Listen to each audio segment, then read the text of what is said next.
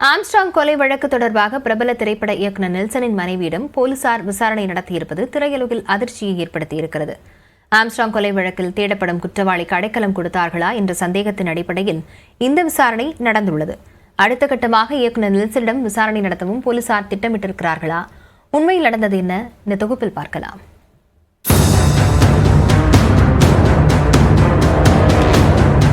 பகுஜன் சமாஜ் கட்சியின் மாநில தலைவர் ஆம்ஸ்ட்ராங் கொலை வழக்கில் இதுவரை 24 பேர் கைது செய்யப்பட்டுள்ளனர். ஆம்ஸ்ட்ராங் கொலை வழக்கில் தொடர்புடைய பிரபல ரவுடியான சம்பவம் செந்தில் மற்றும் சேசிங் ராஜாவை போலீசார் தீவிரமாக தேடி வருகின்றனர்.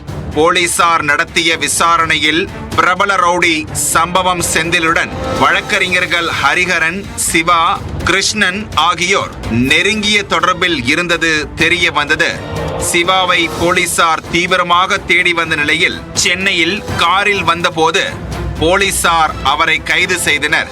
சிவாவிடம் நடத்திய விசாரணையில் பல்வேறு திடுக்கிடும் தகவல்கள் போலீசாருக்கு தெரிய வந்துள்ளன.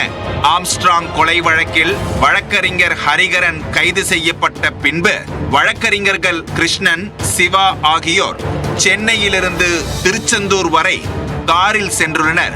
அதன் பிறகு காரிலேயே மதுரை சென்று தலைமறைவாக சுற்றி வந்துள்ளனர். கிருஷ்ணன் தனது காரை சிவாவிடம் கொடுத்து சென்னையில் தனது வீட்டில் விடும்படியும் தனக்கு வேறொரு வேலை இருப்பதாக கூறிவிட்டு சென்றுள்ளார். ஆனால் சிவா காரை சென்னைக்கு வரும் வழியில் போலீசாரிடம் சிக்கிக் கொண்டார். மேலும் போலீசார் கிருஷ்ணன் குறித்து விசாரணை மேற்கொண்ட போது அவர் தாய்லாந்திற்கு தப்பிச் சென்றது தெரிய வந்தது. கிருஷ்ணன் தனது குடும்பத்துடன் மதுரை விமான நிலையத்திலிருந்து டெல்லி சென்று அங்கிருந்து தாய்லாந்திற்கு விமானம் மூலமாக தப்பிச் சென்றிருப்பதை போலீசார் கண்டுபிடித்துள்ளனர். ஏற்கனவே ரவுடி சம்போ செந்தில் வெளிநாட்டில் பதுங்கி இருப்பதாக ஒரு தகவல் பரவி வரும் நிலையில் அவரது கூட்டாளி கிருஷ்ணனும் வெளிநாட்டிற்கு தப்பிச் சென்று விட்டார். கிருஷ்ணன் வழக்கறிஞராக உள்ள நிலையில் அவரது தொலைபேசி அழைப்புகள் வைத்து அடிக்கடி அவரிடம் பேசியவர்களை அழைத்து போலீசார் விசாரணை நடத்தி வருகின்றனர். அந்த வகையில் பிரபல திரைப்பட இயக்குனர் நெல்சன் மனைவி மோனிஷாவிடமும் விசாரணை நடைபெற்றுள்ளது. ஆம்ஸ்ட்ராங் கொலைக்கு பின்பும் கிருஷ்ணன் வெளிநாட்டிற்கு தப்பிச் செல்வதற்கு முன்பும் என இடைப்பட்ட காலத்தில் மோனிஷா அடிக்கடி கிருஷ்ணனுடன் தொலைபேசியில் பேசி இருப்பதாக கூறப்படுகிறது. இதனால் மோனிஷாவிடம் போலீசார் விசாரணை நடத்தி வருகின்றனர். கிருஷ்ணன் வெளிநாடு தப்பி செல்வதற்கு முன்பு தலைமறைவாக இருந்த நேரத்தில் இந்த செல்போன் அழைப்புகள் இருப்பதால் கிருஷ்ணனுக்கு மோனிஷா அடைக்கலம் கொடுத்தாரா என்ற சந்தேகத்தின் அடிப்படையில் இந்த விசாரணை நடந்துள்ளது. ஆனால் கிருஷ்ணனுக்கு அடைக்கலம் கொடுக்கவில்லை என்றும் அவர் வழக்கறிஞர் என்பதால் ஒரு வழக்கு தொடர்பாகவே செல்போனில் தொடர்பு கொண்டு பேசியதாகவும் மோனிஷா போலீசில் தெரிவித்திருக்கிறார். மோனிஷாவிடம் சில மணி நேரம் விசாரணை நடத்திவிட்டு அவரை போலீசார் அனுப்பிவிட்டனர். அடுத்த கட்டமாக இயக்குனர் நெல்சனிடமும் விசாரணை நடத்தப்படலாம் என்று தகவல்கள் வெளியாகியுள்ளன.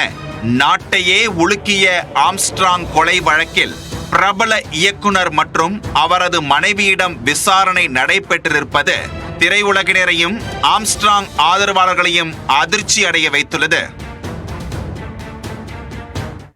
பூந்தமல்லியில் மெட்ரோ பணியின் போது பாலத்தின் மேலிருந்து கீழே விழுந்து வடமாநில இளைஞர் உயிரிழந்தார். விவரங்களுடன் செய்தியாளர் சோமசுந்தரம் இணைந்திருக்கிறார்.